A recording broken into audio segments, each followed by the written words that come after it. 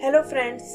तो आज हम फ्यूचर में बेस्ड एक अनोखी स्टोरी देखेंगे जहां बाकी सर्विसेज के साथ साथ जस्टिस सिस्टम भी ऑटोमेटेड हो गया है और इसका शिकार बनता है एक यंग लड़का जो खुद भी नहीं जानता कि आखिर उसने क्या गुनाह किया है। तो मूवी शुरू होती है लॉस एंजलिस सिटी से, जहां एक ड्रोन किसी पैकेज की डिलीवरी कर रहा है। यहीं हम मैट्यू नाम के लड़के को अपनी जॉब पर जाते हुए देखते हैं और तभी उसकी डिजिटल असिस्टेंट टीवी उसे बताती है कि तुम्हारी बस लेट आने वाली है, इसीलिए तुम्हें एक दूसरा रूट लेना होगा। और मैट्यू भी उसकी बात मान जाता है। तभी उसके फोन पर एक अर्जेंट मैसेज आता है जिसमें लिखा है कि जल्दी ही तुम्हें अरेस्ट कर लिया जाएगा। और इससे पहले कि मैट्यू कुछ समझ पाए, एक पुलिस ड्रोन उसके सामने आ जाता है। वो उसकी आइडेंटिटी कंफर्म करता है और कहता है कि तुम्हें यह हथकड़ी पहनकर मेरे साथ चलना होगा। मैट्यू उसे समझाता है कि मैंने तो ऐसा कोई क्राइम नहीं किया, लेकिन वो ड्रोन उसकी एक नहीं सुनता और अपनी टेजर गन यूज करने की धमकी देता है। कुछ दूसरे लोग उसकी वीडियो रिकॉर्ड करने लगते हैं और मैट्यू को ना चाहते हुए भी उसकी बात माननी पड़ती है। वो ईवी से अपने दोस्त को मैसेज भेजने को कहता है ताकि वो उसके बदले उसकी शिफ्ट कर सके और ड्रोन को दिखाता है कि वो चलने के लिए तैयार है। आगे हम उसे क्रेक्टिकॉप नाम की एक कॉर्पोरेट जेल में देखते हैं, जहां एक आवाज उसे अपना सामान ट्रे में रखने को कहती है। मैट्यू को अभी भी कुछ समझ नहीं आ रहा था और वो उनसे रिक्वेस्ट करता है कि मैं एक इंसान से बात करना चाहता हूँ, लेकिन वहाँ उसकी सुनने वाला कोई नहीं होता। हार कर वो अपना सामान उस ट्रे में रखता है और वो उसे प्रिजन में पहनने वाले नए कपड़े देते हैं। फिर एक आवाज उसे सेल नंबर C14 में जाने को कहती है और उसके अंदर जाते ही दरवाजा लॉक हो जाता है। यहाँ उसे सामने एक टच स्क्रीन नजर आती है जो बताती है कि यहाँ तुम्हें हम एक अच्छा इंसान बनाएंगे और उसे अपनी हथकड़ी एक होल में डालने को बोलती है। मैट्यू उसकी इंस्ट्रक्शंस को फॉलो करता है और देखता है कि उसके पास अपने सेल को अपग्रेड करने का भी ऑप्शन है, जिसके लिए उसे एक्स्ट्रा पे करना होगा। लेकिन मैट्यू तो बस किसी लॉयर से बात करना चाहता था और ये सुनकर स्क्रीन उसे कुछ ऑप्शंस दिखाती है। मैट्यू उनमें से एक लीमा नाम के लॉयर को सिलेक्ट करता है जिसकी रेटिंग बाकी लॉयर से कहीं ज्यादा है और उसे अपनी स्किल्स पर बहुत भरोसा है। मैट्यू भी उससे बहुत इम्प्रेस होता है, लेकिन देखता है कि उसकी फीस पूरी $10,000 है। तभी उसे स्क्रीन पर एक पब्लिक डिफेंडर का साइन दिखता है जो कंपनी की तरफ से एकदम फ्री है और वो अपने केस के लिए उसे सिलेक्ट कर लेता है। स्क्रीन डिफेंडर को डाउनलोड करने लगती है और पता चलता है कि ये एक तरह का वर्चुअल लॉयर है जो उसे बताता है कि तुम्हें सजा मिलने के चांस बहुत ज्यादा हैं और इसके लिए तुम्हें 45 to 47 इयर्स की जेल हो सकती है। मैट्यू उससे अपने क्राइम के बारे में पूछता है, लेकिन डिफेंडर उसके सवाल पर कोई ध्यान नहीं देता और कहता है कि अगर तुम अपना गुनाह कबूल कर लो तो तुम्हारी सजा 80% कम हो जाएगी, यानी तुम सिर्फ 5 से 7 साल के लिए ही जेल जाओगे। मैट्यू एक बार फिर उससे अपने क्राइम के बारे में पूछता है, लेकिन डिफेंडर की सुई तो बस एक ही बात पर अड़ी हुई थी कि मैट्यू को जल्दी से गिल्टी प्लीड कर लेना चाहिए। मैट्यू उसे बहुत समझाता है कि मैंने ऐसा कोई काम नहीं किया, लेकिन डिफेंडर उसकी बातों पर कोई ध्यान नहीं देता और ऐसा लगता है जैसे वो बस प्री रिकॉर्डेड मैसेजेस पढ़ रहा है।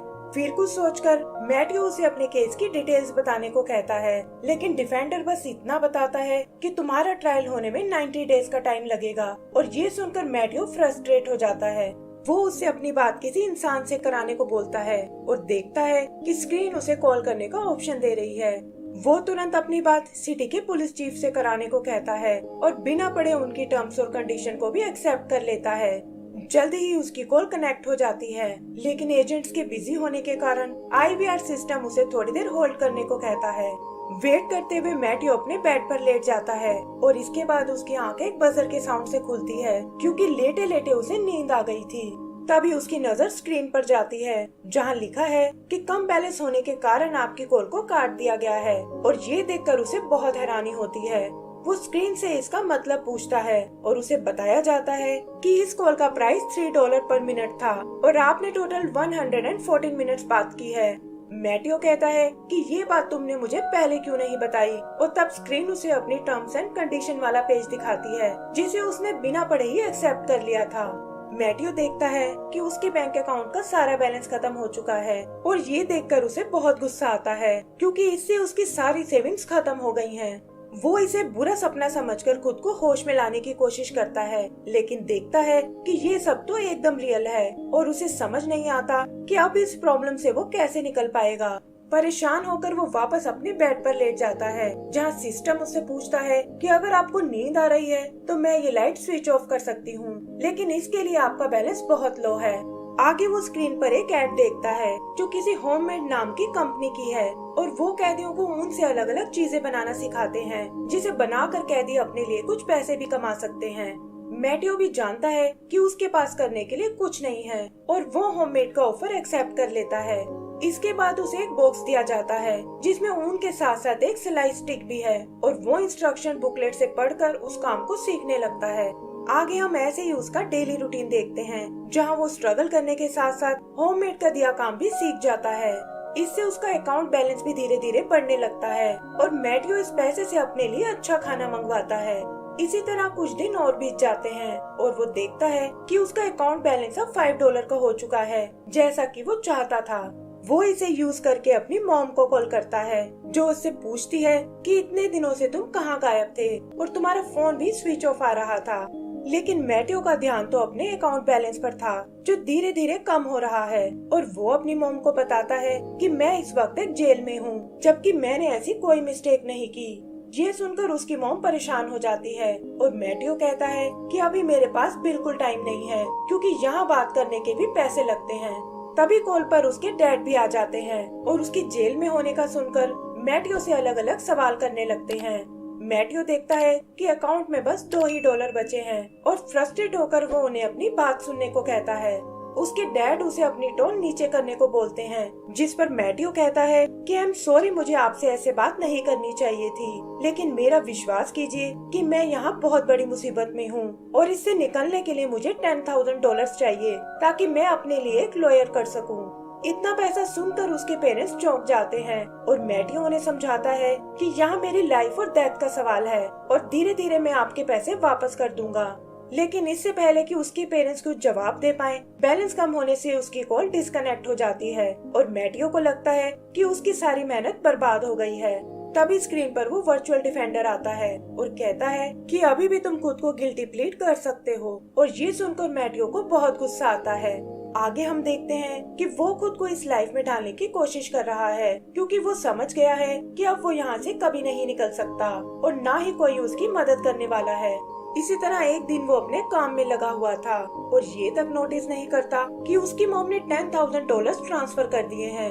उसने उनसे अपने लिए एक टॉय भी बनाया है ताकि उससे अपने दिल की बात कर सके, क्योंकि वैसे भी यहाँ उसकी सुनने वाला कोई नहीं है और इंसान तो ना जाने उसने कब से नहीं देखे। तभी अचानक वो पुलिस ड्रोन वहाँ आता है और कहता है कि अब तुम्हें ट्रायल का एक ऑप्शन चूज करना होगा।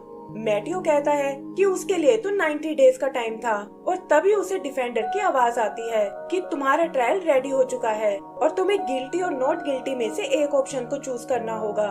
वो एक बार फिर उसे गिल्टी प्लीड करने को कहता है ताकि उसका प्रिजन सेंटेंस कम हो सके और मैटियो को समझ नहीं आता कि इस सिचुएशन में उसे क्या करना चाहिए। ड्रोन और डिफेंडर उसे बहुत टॉर्चर करते हैं कि तुम्हारे पास बिल्कुल टाइम नहीं है और हमें जल्दी से तुम्हारे ऑप्शन को जानना होगा। मैटियो की नजर स्क्रीन पर जाती है, जहां गिल्टी प्लीड करने से उसका सेंटेंस कम हो जाएगा और हार कर वो इसके लिए तैयार हो जाता है। तब डिफेंडर उसे बताता है कि इसका मतलब तुम अपने क्राइम को कबूल कर रहे हो और इसके लिए जो भी सजा तुम्हें मिलेगी वो तुम्हें एक्सेप्ट करनी होगी, जिससे तुम बाद में नहीं मुकर सकते। मैटियो के पास भी और कोई चारा नहीं होता और डिफेंडर उसे अपनी चॉइस को फिर से कंफर्म करने को बोलता है। तभी मैटियो की नजर मेन्यू पर जाती है, जहां उसके लिए एक अनरेड मैसेज है और उसे चेक करने पर वो देखता है कि उसकी मॉम ने पैसे ट्रांसफर कर दिए हैं। ये देखकर उसे बहुत खुशी होती है कि फाइनली वो अपने लिए एक लॉयर कर सकता है और वो डिफेंडर से कहता है कि मैं खुद को नॉट गिल्टी प्लीड करना चाहता हूँ। ड्रोन उसकी चॉइस को रिकॉर्ड कर लेता है, लेकिन डिफेंडर कहता है कि तुम्हें शायद एक बार फिर सोच लेना चाहिए। तब मैटियो उसे अपना मुंह बंद रखने को कहता है और हम देखते हैं कि उसने लीमा नाम के उस लॉयर को हायर कर लिया है, जिससे उसकी वीडियो कॉल होने वाली है। काफी टाइम बाद वो किसी इंसान की शक्ल देखता है और उससे पूछता है कि आखिर ये सब क्या चल रहा है। लीमा उसकी ओर एक बार भी नहीं देखता और कहता है कि मिस्टर मैटियो, मैंने आपकी पूरी फाइल पढ़ी है और फ्रैंकली स्पीकिंग मुझे नहीं लगता कि आप इस सजा से बच सकते हो। वो भी उसे गिल्टी प्लीड करने को बोलता है, जिस पर मैटियो कहता है कि लेकिन मैंने तो ऐसा कोई क्राइम नहीं किया। तब लीमा पहली बार उस पर नजर डालता है और शौक होकर कभी उसकी तरफ तो कभी अपने टैबलेट की तरफ देखता है और कहता है कि इस बार भी ये लोग गलत इंसान को उठा लाए। मैथ्यू थोड़ा घबरा जाता है और लीमा उसे कहता है कि तुम थोड़ी देर यहीं इंतजार करो और ये कहकर कॉल को डिस्कनेक्ट कर देता है। मैथ्यू को लगता है कि कोलरेड्स की ही तरह उसने यहाँ भी टर्म्स एंड कंडीशन पढ़ने में कोई गलती कर दी है और वो एक दीवार पर एक मैसेज छोड़ता है कि फाइन प्रिंट्स को हमेशा पढ़ लेना चाहिए। फिर वो परेशान होकर अपने बेड पर लेट जाता है और तभी उसे सिस्टम की आवाज सुनाई देती है कि हमें उम्मीद है कि आपने अपने स्टे को एंजॉय किया होगा और अब आप इस सेल से बाहर जा सकते हैं। मैथ्यू को अपनी आंखों पर बिल्कुल विश्वास नहीं होता और वो जल्दी से उस सेल से बाहर आ जाता है। वहाँ वो अपना सामान और अपना सेल फोन उठाता है जिस पर ढेर सारे मैसेजेस आए हुए हैं। पता चलता है कि उसकी बॉस ने उसे काम से निकाल दिया है और जो पैसे उसकी मॉम ने भेजे थे वो उन्होंने बैंक से लोन लिया था। यहीं उसे होममेड कंपनी का एक ब्रोशर भी मिलता है जो जेल से छूटे सभी कैदियों को जॉब ऑफर करती है और मैथ्यू को भी उन्होंने यही ऑफर दिया है। फाइनली मैथ्यू उस सेंटर से बाहर निकल आता है और इसी के साथ हमारी ये मूवी खत्म हो जाती है। तो दोस्तों, अगर आपको ये मूवी पसंद आई हो तो प्लीज हमें लाइक एंड सब्सक्राइब करना ना भूलें। Thank you.